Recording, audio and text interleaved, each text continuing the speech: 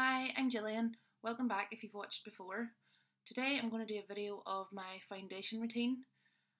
So I'm starting today with a completely clean face, and the first step that I use is the foundation that I use is MAC Studio Fix Fluid, and the colours I use are NW20 if I've got a little bit of tan, which I do at the minute a little bit, and I use NW13 whenever I don't have any tan. I've recently been away on holiday, so I'm still using my NW20 at the minute.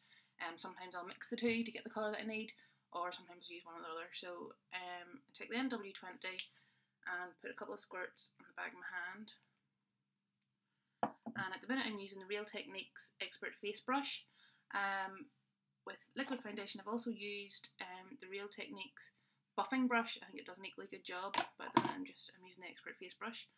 So just dip it in, and I start to rub it on one side of the face and really work it in. If you haven't used foundation before, a liquid foundation is maybe not what you want to start with. The first foundation I used was Bare Essentials, Bare Minerals, and it's like a powder, but it doesn't feel, it doesn't dry out your skin, it doesn't feel very powdery, and if you've got sensitive skin it's pretty good as well.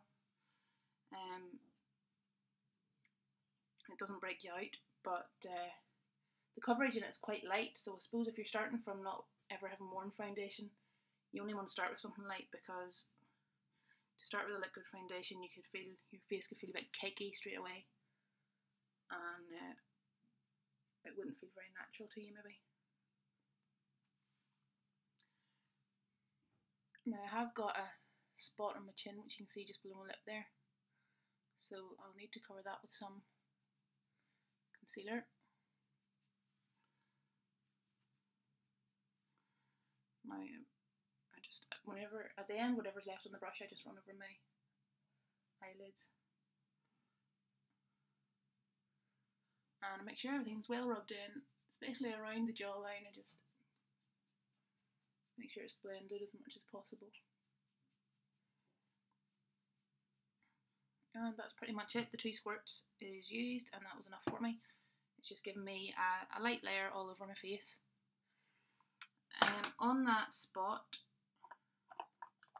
I'm going to take, this is the Real Techniques accent brush, and I've got a couple of colour corrector concealers here. These are from MAC, and they are, I think, only available in the Pro stores. But this one here is the one with a kind of greeny tinge of it. And what I'm going to do is put it over that red, because the green will cancel out the red from the spot. So I'm just dabbing a little bit on and putting it right where that spot is, and then I just dab it with my finger.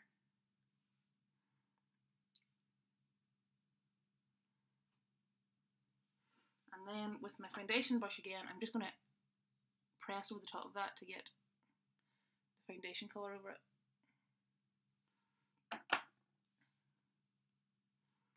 So I can still see that there is a spot there, I can still see the shape of it, but the colour of it I can't really see so much.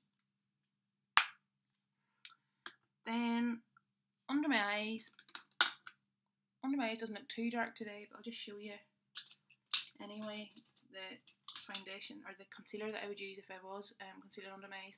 This is MAC Select Moisturecover, and the colour is NC15, and I just use this colour all the time. And it's got a little furry wand on the end of it, so just draw that under both eyes.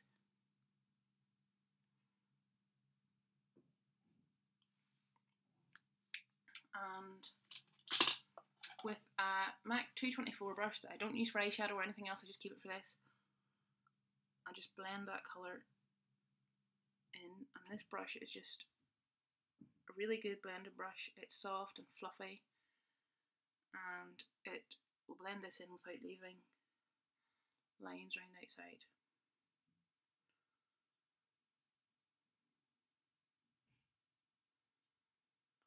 When buying foundation in a department store or whatever, always asking for samples. I would never buy, I have done it in the past, but I would never again buy a foundation whenever they put a colour on and say, yeah, this is your colour, and put it on, and they show you a mirror and it looks lovely.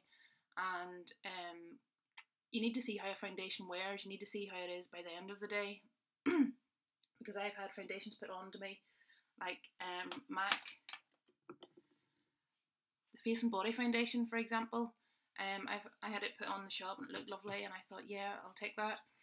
And by the end of the day, in my chin, because my chin must be quite oily, it turns orange and it all separates out. So I've got these little orange blotches all over my chin, which is not a good look.